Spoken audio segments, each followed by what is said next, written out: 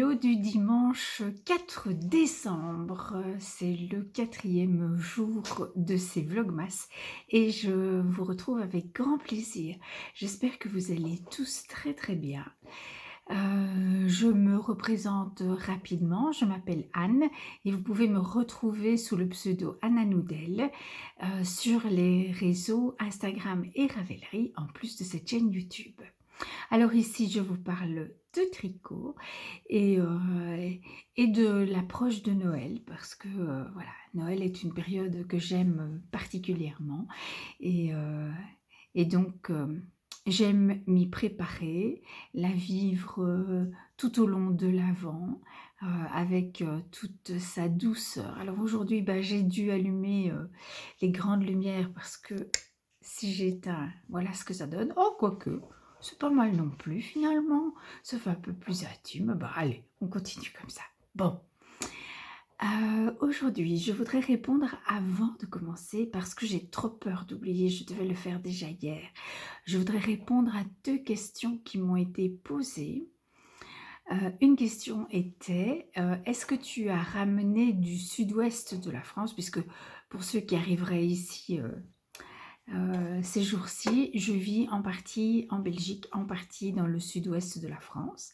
Et donc, l'une d'entre vous m'a demandé, je ne sais plus son prénom, je m'en excuse. Est-ce que tu as remonté tout ton stash de laine ou est-ce qu'il y en a une partie qui est restée dans le sud-ouest? Eh bien, une grosse partie est restée dans le sud-ouest. Parce qu'en fait, nous avons une toute petite voiture et nous voyageons avec 3 chiens, dont un grand chien. Et donc, ce n'est pas possible de tout remonter. Voilà. Donc, j'ai sélectionné les fils que j'avais envie de tricoter cet hiver et j'ai remonté cette partie-là. Et donc, il y a quand même une très grosse partie de mon stage qui est restée dans le sud-ouest. Alors, est-ce que mon stage me manque? Oui, forcément, dans le sens où je suis limitée dans les projets que je peux faire et en même temps non, parce que d'abord je n'aurais pas la place pour le ranger ici, donc ça encombrerait l'espace et ça ne serait pas agréable. Et puis de toute façon, j'ai pris plus de laine que ce que j'aurai le temps de tricoter d'ici à ce que je redescende. Donc voilà, c'est pas une expérience si désagréable que ça. Alors, l'autre question qui m'a été posée, c'est: est-ce que tu peux nous parler du Magic Loop? Alors, pour parler du Magic Loop, je vais prendre un de mes encours. Voilà, donc le Magic Loop, c'est une technique. Bon, tout d'abord, vous devez savoir qu'il existe énormément de tutos vidéo qui en parle et qui en parle très très bien. Moi, je ne suis pas professeur de tricot et donc je peux juste vous montrer. Et évidemment, je n'ai pas pris le bon tricot, donc ce n'est pas grave. Je fais une pause et je reviens. Voilà, alors, le Magic Loop, c'est une technique qui consiste à tricoter sur un grand câble un tricot qui est plus petit.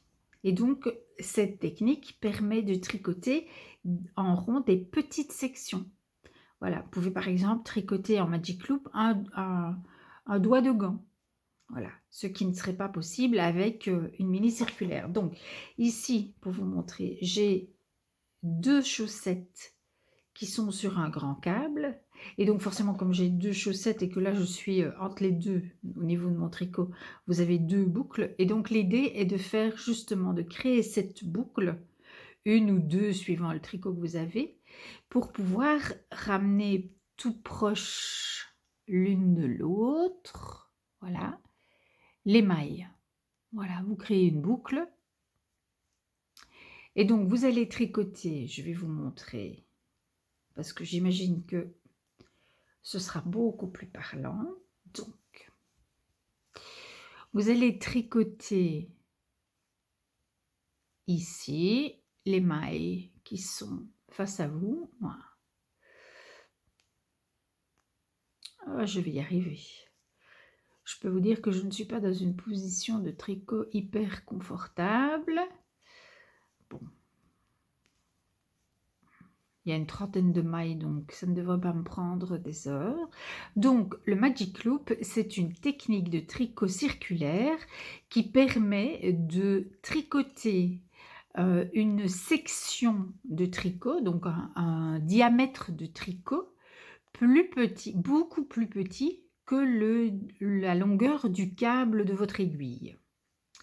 Ce qui permet de faire beaucoup de choses, comme par exemple tricoter 2 chaussettes, ou même une seule, mais en l'occurrence, on peut aussi tricoter 2 chaussettes en même temps, ce que là, je suis en train de faire. Voilà, j'arrive au bout. Donc, j'ai tout mon câble ici. Là, j'ai une petite boucle. Ce que je dois faire maintenant, eh bien, c'est retourner mon tricot, bien sûr, hein, je change de rang, donc je retourne mon tricot et je tire. Alors, il faut tirer sur le bon câble, hein, parce que voilà, c'est pas celui-là par exemple. Voilà, je retire et donc forcément ici, je crée une grande boucle. Et c'est pour ça que ça s'appelle Magic Loop, parce que ça crée, en anglais, je pense que la boucle, ça s'appelle a loop. Voilà, donc ça c'est pour le Magic Loop. On l'oppose, mais ça on l'opposait, au tricot circulaire sur des aiguilles. Bon, évidemment ici ça va pas être parlant parce que je suis sur du... c'est pas un bon exemple, mais voilà. Sur des mini circulaires, donc vous pouvez tricoter des chaussettes sur des mini circulaires qui vont faire tout juste le tour de votre chaussette. Ça c'est tricoter sur des mini circulaires. Mais vous pouvez aussi tricoter en Magic Loop. Voilà, bon, bref, la technique du Magic Loop permet de faire énormément de choses, mais par contre, quand on tricote du jacquard, c'est plus compliqué, raison pour laquelle ma chaussette en jacquard, je la tricote sur des mini circulaires. Bon, j'espère que j'aurai répondu à la question de Véronique, parce que ça par contre, je me rappelle que c'est Véro qui me l'a posé. Voilà. Et sinon, Véro, si tu veux vraiment en savoir plus sur le Magic Loop, eh bien, je te conseille de chercher sur YouTube tuto Magic Loop et tu trouveras plein de choses intéressantes à regarder. Voilà, je suis contente d'avoir répondu à ces 2 questions parce que hier j'avais oublié. Et donc je m'en voulais d'avoir oublié. Aujourd'hui, je vais pouvoir vivre ma journée tranquille sans m'en vouloir de rien du tout parce que je vous aurai répondu à vos questions. Ça, c'est chouette. J'ai ajouté la couleur rose. Donc voilà maintenant la forme qu'il a. Alors, pour celles que ça intéresse, je mets à jour ma fiche Ravelry. Attendez, là, il y a une poussière. Je mets à jour ma fiche Ravelry tous les jours.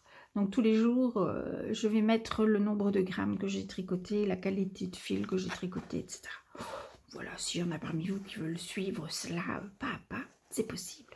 Alors aujourd'hui, je vais déballer mon petit reste de laine. Quel est-il? Ça c'est du joli. Alors, est-ce que vous voyez? Ouais, là, voilà. Alors ça, c'est moi qui l'ai teint, je me souviens. C'est un reste de mon Birds of a Feather. Donc c'est du single mérino soie. Voilà. Et j'y ai mis des petits speckles roses et de temps en temps des petits speckles orange. Mais il y a plus de rose. Voilà. Et donc, j'ai 2 petits restes, je les ai emballés ensemble. Voilà, j'ai une fois 15 grammes et une fois 30 grammes. Et je pense qu'aujourd'hui, c'est un grand carré qu'on va mettre... où est-ce qu'il est? Je pense qu'aujourd'hui, on tricote un grand carré qui vient se mettre ici sur pointe. Hop, là. Et donc, je vais probablement commencer par utiliser le gros, qui devrait normalement suffire. Voilà, et je vous montrerai cela demain, bien sûr, demain matin dans mon petit vlogmas. Alors aujourd'hui, je voulais aussi vous partager les cadeaux que j'ai reçus dans mon calendrier de l'Avent de ma tricopine Valérie et de mon époux, parce qu'aujourd'hui j'ai reçu des fils, des fils, j'ai déballé que des fils. Alors, tout d'abord de la laine, ça c'est le cadeau du calendrier de l'Avent que Valérie m'a offert. Voilà. Et donc, c'est une laine à chaussettes de chez Hobby qui va faire des rayures dans les tons roses et mauves. Ah, j'aime ça. J'aime ça. Et donc, voilà. Merci, ma tricopine Valérie.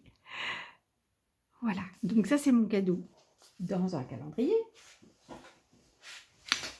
Et dans l'autre, je vais essayer de vous les montrer, même si vous les voyez à l'envers, c'est pas grave. Je sais quand même de vous les montrer convenablement.